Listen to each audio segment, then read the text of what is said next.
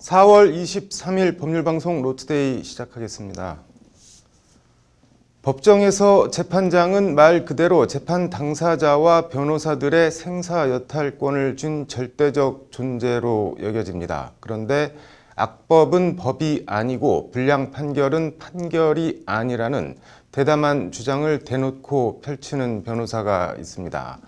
불량 판결문이라는 제목의 책을 펴낸 원곡 법률사무소 최정규 변호사가 그 주인공입니다. 로투데이 책과 사람들 박아름 기자가 최정규 변호사를 만났습니다. 장애인의 날이었던 지난 20일 국회의사당 앞. 국회의원들의 장애인 비하 발언을 성토하며 위자료 100만 원을 청구하는 내용의 법적 조치를 예고하는 기자회견이 열렸습니다. 저희는 국회의장과 그리고 국회의원 6명, 총 7명을 대상으로 오늘 소장을 제출합니다. 더 이상 이런 장애인 비하 발언을 하지 않도록. 북한 김정은이 문재인 대통령을 조롱해도 지지자들은 꿀먹은 벙어리. 조국 이 사람은 저인병이 있다. 성격 장애. 그런 상태로 총리가 된다면 이것은 절름발이 총리. 선천적인 장애인은 어려서부터 장애를 가지고 나와서 의지가 약하다고 한다.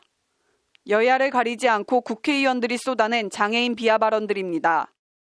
이러한 차별적인 발언들이 계속 쏟아져 나와서 아까 이야기 들으신 것처럼 장애 당사자분들이 굉장히 마음 아파하십니다. 실천 규칙에 이런 비하 발언을 하지 않도록. 이날 기자회견에서 발언한 최정규 변호사는 신안군 염전노예 사건 피해자들을 대리한 공익사건 전문 변호사입니다. 피고 6명 국회의원들에게는 각 위자료 100만 원씩을 저희가 청구하고 있습니다. 그리고 국회의장으로 하여금 국회법상 징계 절차를 가동시키고 더 나아가서 장소를 옮겨 신안군 염전노예 사건 국가상대 손해배상 소송 얘기를 더 물어봤습니다. 1심과 2심에서 모두 패소하고 대법원 상고심이 진행 중인데 한없이 온순해 보이기만 하는 최정규 변호사의 목소리가 높아집니다. 지적장애 2급에 굉장히 중한 그런 장애가 있는 지적장애인의 처벌을 원하지 않는다고 하는 처벌불원서, 그게 자필로 쓴 것도 아니고 그냥 인쇄된 종이에 단지 이름과 지장이 날인되어 있을 뿐인데, 처벌을 원하지 않는다는 의사가 정말 진의인지 제대로 헤아려 보지도 않고 판결을 하는 건 말도 안 된다는 게 최정규 변호사의 법정과 판사를 향한 성토입니다. 이 부분에 대한 검증을 하지 않고 그냥 바로 판결을 선고한 그 재판부에 대해서는 저희가 봤을 때 이건 단순한 실수가 아니다. 분명히 어떤 부정한 목적이 있었거나 아니면 평균적인 법관이 기울였어야 할 주의 의무를 현저히 위반했다라고. 법원을 성토하는 최정규 변호사의 입에서 익숙하지만 사라져야 할 단어가 나옵니다. 전관예우입니다. 이 재판의 변호인이 2012년까지 목포 지원장을 했던 그런 법관 출신 변호사였습니다. 이른바 전관예우가 의심되는 그런 부분인데요. 물론 저희가 소송에서 전관예우에 의심이 있다라는 부분을 언급하지는 않았습니다. 왜냐하면 전관예우라는 부분은 사실 저희가 입증할 수 있는 영역이 아니라 법원 스스로 밝혀내야 되는 영역이기 때문에. 전관예우. 네 글자로 대변되는 우리 법원의 왜곡된 행태와 여기서 비롯되는 사법불신.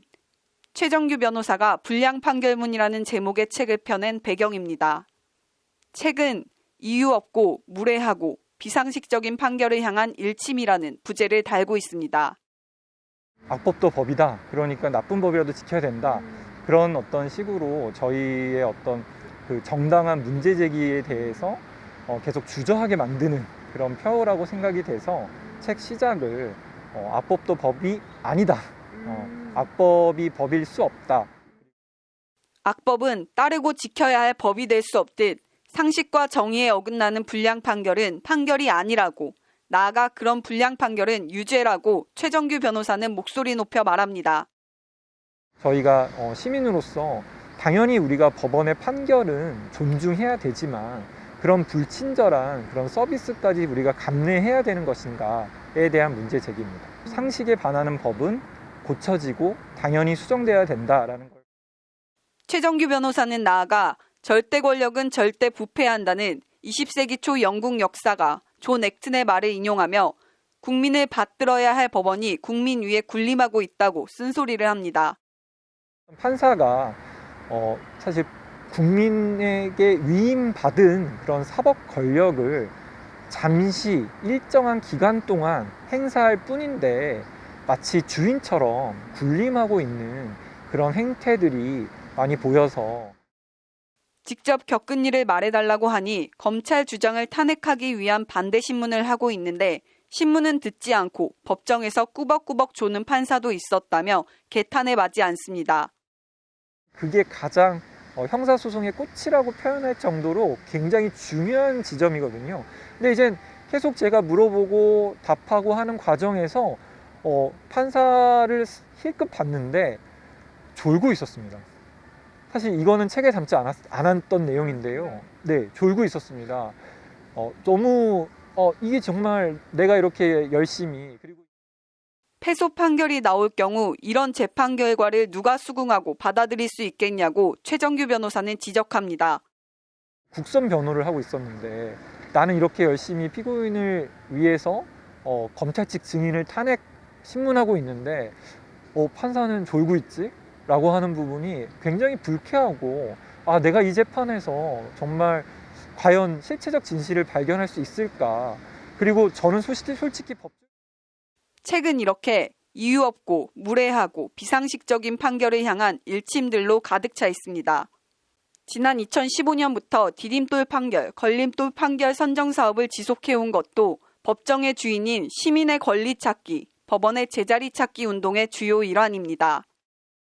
그래서 2015년에 사단법인 장애우권인문제연구소에서 장애 인권과 관련한 판결문들을 다 찾아서 장애 인권에 신장에 도움되는 판결은 디딤돌 판결, 걸림돌이 된 판결은 걸림돌 판결 이런 식으로 시작하게 됐고요.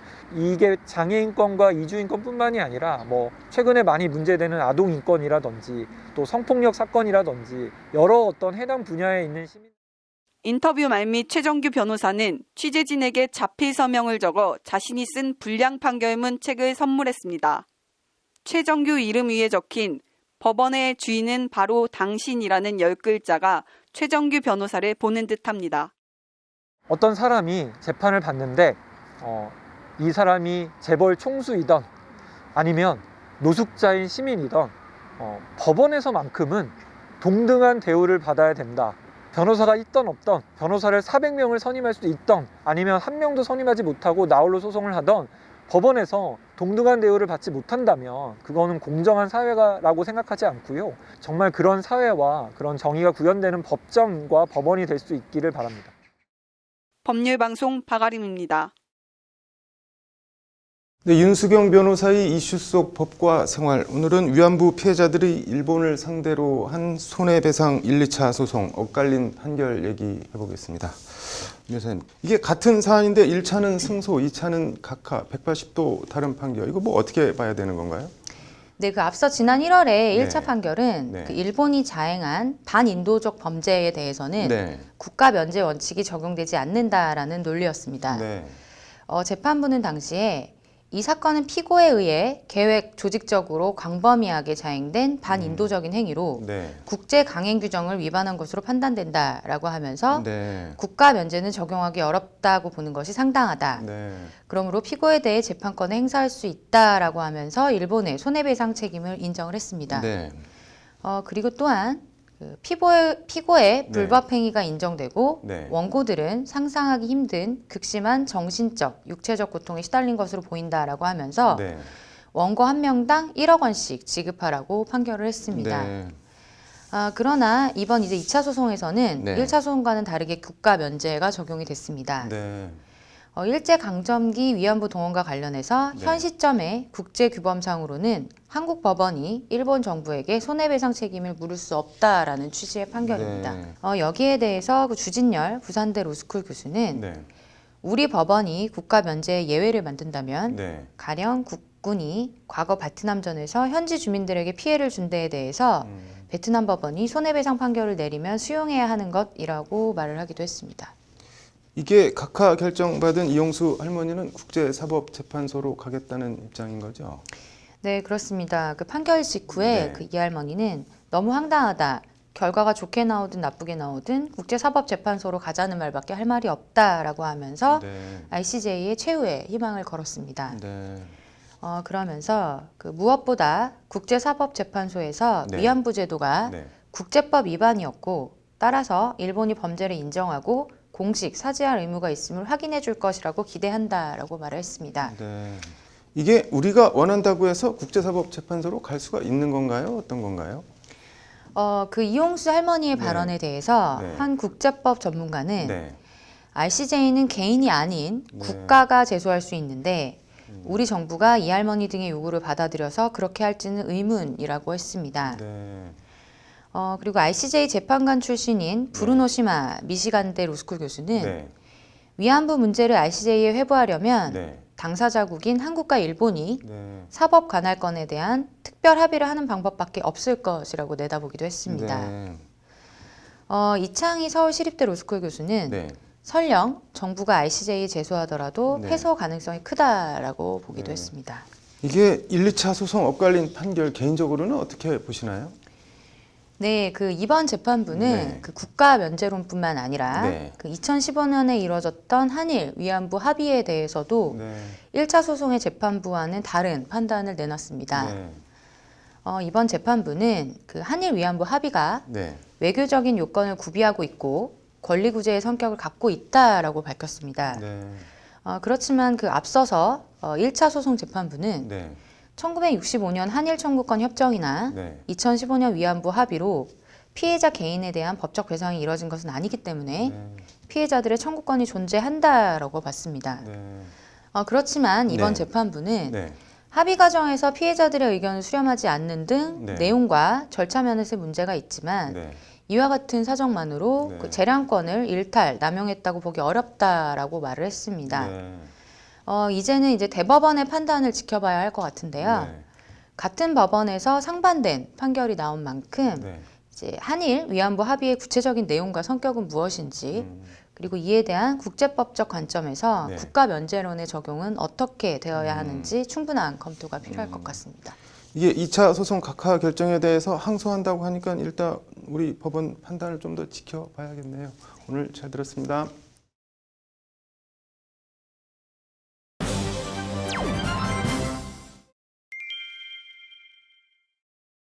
네, 일상생활에서 부딪힐 수 있는 법률 문제를 법제처 생활법령정보와 함께 알아보는 알쏭달쏭 솔로몬의 판결. 오늘은 장한지 기자와 이혼, 재산 분할 얘기해보겠습니다.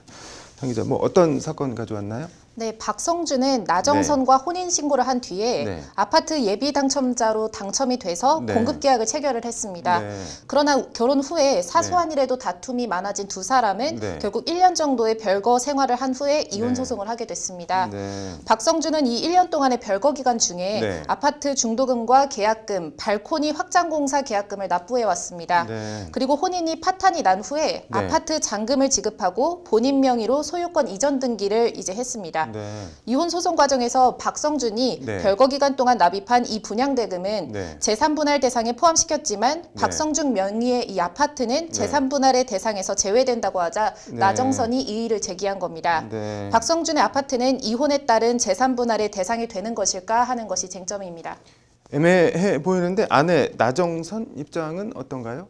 네, 아파트는 네. 혼인신고 이후에 한 거다. 네. 분양대금 내던 때 아직 이혼 전이었다. 그리고 남편이 일하는 동안 네. 애를 키우고 집안일을 하고 어렵게 복직해서 일도 하면서 살림살이에 보탰다. 네. 본인의 협력이 있었으니까 이 아파트도 분양받을 수 있었다. 네. 남편 명의 아파트는 공동재산이라는 것이 아내 나 씨의 주장입니다. 남편 박성준 입장은 어떻게 되나요? 네, 100번 양보해서 네. 별거 중에 냈던 중도금이랑 계약금, 발코니 확장공사 계약금은 재산분할 대상이라고 해도 네. 아파트 분양권만 가지고 있다가 나머지 잔금을 다 지급할 때에는 이미 네. 혼인이 파탄 난 상황이었다라고 말했습니다. 네. 그러면서 그 이후에 잔금을 지급하고 소유권 등기를 마친 건 순전히 혼자 힘으로 한 거다. 네. 재산분할 대상인 공동재산이 될 수 없다라는 게 남편 박 씨의 반박입니다. 네. 이게 뭐 양측 주장이 나름 다 근거가 있고 팽팽해 보이네요. 이번 사안은 그래서 어떻게 되나요? 네, 이 사안에서 중요한 부분이 네. 박성준이 혼인관계 파탄 당시까지는 네. 아파트의 분양권만 갖고 있다가 네. 파탄 이후에 이제 잔금을 지급하고 소유권 이전 등기를 마쳤다는 점인데요. 네. 이 사건의 쟁점을 요약해 보면 네. 혼인관계가 파탄된 이후 박성준의 잔금 납입을 부부 중 일방에 의한 후발적 사정에 의한 것으로 보고 네. 혼인 중 공동으로 형성한 재산관계와 무관하다고 볼 수 있는지가 핵심 쟁점입니다. 네. 결론적으로 대법원은 아내 나정선의 손을 들어줘서 네. 재산분할 대상이 되는 공동재산이라고 판시했습니다. 네. 관련해서 법제처는 혼인관계 파탄 이후 잔금을 지급하고 소유권 이전 등기를 마쳤다 해도 네. 이제 위 사례의 아파트는 이혼에 따른 재산분할 대상이 대상이 된다고 볼 수 있다고 설명했습니다. 네. 법제처는 다만 이제 재산분할의 비율은 네. 재산 형성에 대한 기여도 등을 고려해서 정하게 될 것이라고 말했습니다. 네. 소유권 이전 등기 시점이 아니라 계약 시점과 이후 과정이 중요하다는 취지의 판결인 것 같네요. 오늘 잘 들었습니다. 네, 이어서 법조계 소식 전해드리겠습니다. 문재인 대통령이 세월호 참사 진상규명 특별검사로 법무법인 새날로 이현주 변호사를 임명했습니다. 이현주 신임 특검은 사법연수원 22기 출신으로 민변 대전 충청지부장과 법무부 인권정책과장 등을 지냈습니다. 임대차 계약이 해지됐지만 보증금을 돌려받지 못해 임차인이 점유한 상가의 관리비는 임대인이 부담해야 한다는 대법원 판단이 나왔습니다. 대법원은 상가를 사용하지 않고 점유만 하는 경우라면 상가 인도 때까지 관리비는 임대인이 부담해야 한다고 판시했습니다. 헤어지자는 연인을 흉기로 살해한 혐의로 1심에서 징역 15년을 선고받은 50대가 항소심에서 징역 12년으로 감형을 받았습니다. 재판부는 항소심에서 범행을 인정한 점, 피해자 아들이 처벌 불원서를 제출한 점 등을 들어 이같이 판결했습니다. 어미 진돗개와 새끼 진돗개 2마리를 잘 키우겠다고 데려간 뒤 곧바로 잡아먹기 위해 진돗개 모녀를 도살한 70대 남성이 1심에 이어 2심에서도 징역 6개월 실형을 선고받았습니다. 재판부는 피해자가 여전히 극심한 정신적 고통을 호소하고 있다며 1심 판결을 유지했습니다.